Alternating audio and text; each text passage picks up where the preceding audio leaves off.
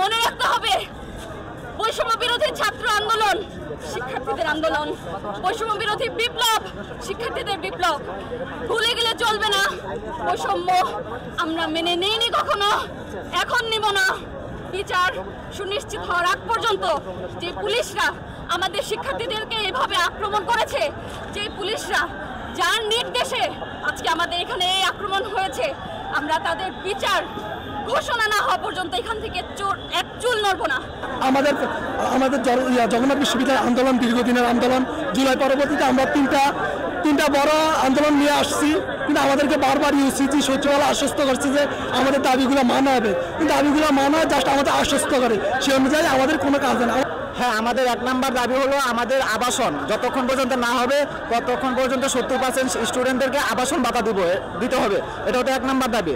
আর 2 number দাবি হচ্ছে আমাদের যে চলতি 25-26 অর্থ বছরের যে বাজেট আমাদের বিশ্ববিদ্যালয় প্রশাসন থেকে 304 কোটি টাকা বরাদ্দ দিয়েছে, ওটা কোনো রকমের কাটছাড় ছাড়াই এই বাজেট বাস্তবায়ন করতে হবে। আর 3 নাম্বার দাবি হচ্ছে সামনের একনেক সভায় আমাদের যে দ্বিতীয় বিশ্ববিদ্যালয়ের ইয়াটা আছে ওইটা অনুমোদন করতে হবে এবং অগ্রাধিকার ভিত্তিতেও অনুমোদন করতে হবে।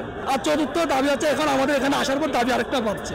চতুর্থ দাবি হচ্ছে আমাদের শিক্ষার্থীদের উপর পুলিশ যে হামলা করছে, আমরা সেই জুলাই বিপ্লবের সময় দেখছি যে প্রতিষ্ঠার আমলে পুলিশ আমাদের উপর হামলা চালাচ্ছে, কিন্তু এখন কেন সেই পুলিশ আবার স্বৈরাচার হয়ে উঠবে?